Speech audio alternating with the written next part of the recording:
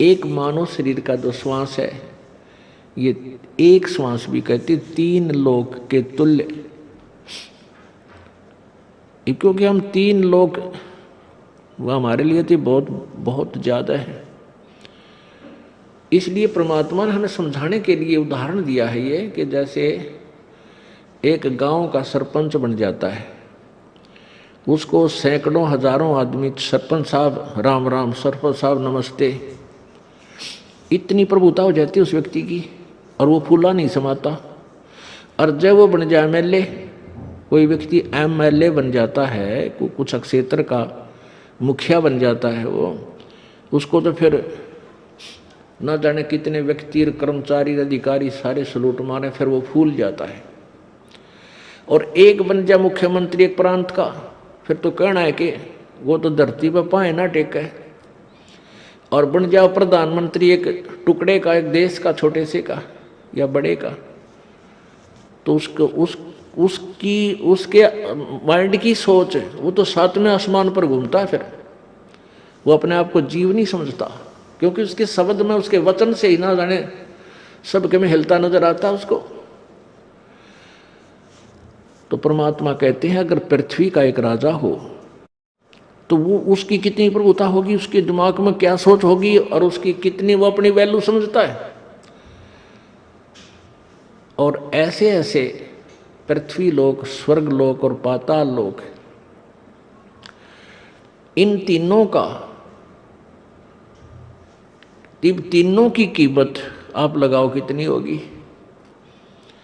और परमात्मा कहते हैं तुम्हारा मनुष्य जीवन का एक श्वास जब भक्ति बिना जाता है, सच्चे साधना बिना जाता है, तो इतनी कीमत है इसे एक श्वास के सिमरण की। अब इस कीमत को, इस मूल्य को केवल आप ही लगा सकोगे, अन्य व्यक्ति नहीं।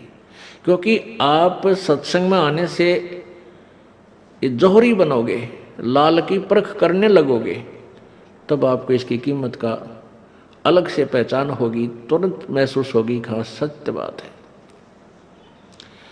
तो ऐसे महंगे मोल का एक सांस भी जावे और 3 लोक नहीं पटतरे क्यों धूल मिलावे। पटतरे माने बराबर नहीं।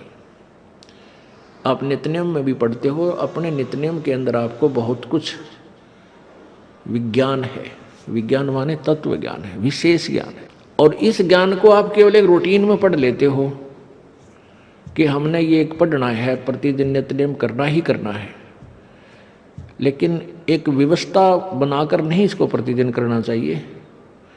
जितनी देर भी इसको सुनो, किसी भी पार्ट को, इसके नित्यनियम का जितना भी बुद्धि मन निश्चल हो तेरा आपका, तो ये विचार करे कि इसमें क्या बोला है मालिक ने अपनी वाणी में, क्या आदेश है तेरे लिए। क्योंकि आप पौन घंटा नित्यनेम करते हो, इसमें ज़्यादा से ज़्यादा आपका मन 20% इस नित्यनेम के अंदर आप 20% ही सुन पाते हो। उस 20% को भी यदि आप विचार करो डेली कि इसमें क्या आदेश है मालिक का, और फिर अपने जीवन को सारा दिन, उस दिन को ऐसे ही सुचारू रखो।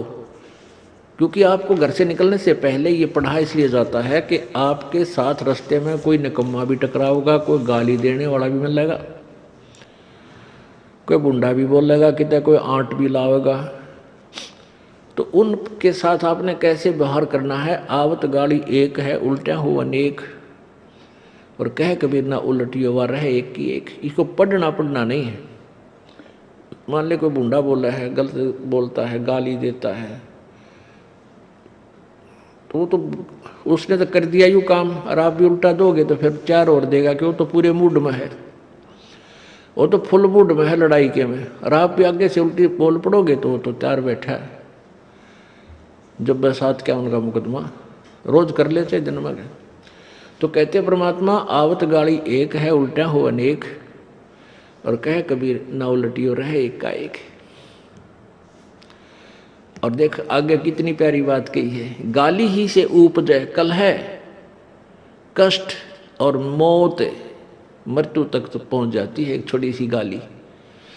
गाली ही से उपजय कलह कष्ट और मीच, हार चले सो संत है, लाग में रहे सो नीच। हम भगत भी हैं और दूसरा में बुंडा अच्छा बोल रहा है और उसने मान लिया कुछ किस कह दिया, हमने उसके दो दड़ाक धर दिए, उल्टे भी बोल दिए, फिर वो मारण पर उतारू हो गए, फिर हमने उठोक दिया।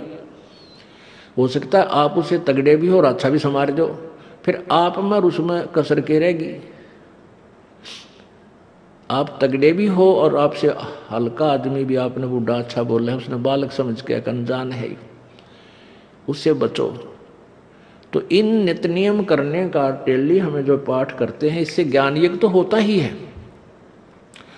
ज्ञान यज्ञ के साथ हमने समाधान भी इसका साथ पैरेलल करना पड़ेगा, तभी इसके पढ़ने का लाभ है। एक लाभ तो हो गया ज्ञान यज्ञ का, और उसके ऊपर अमल हमने किया नहीं, उसका काम फिर सारा बिगड़ गया। तो कहते हैं ये बातें कहन सुन के नहीं भाई, ये कर पाड़न की है।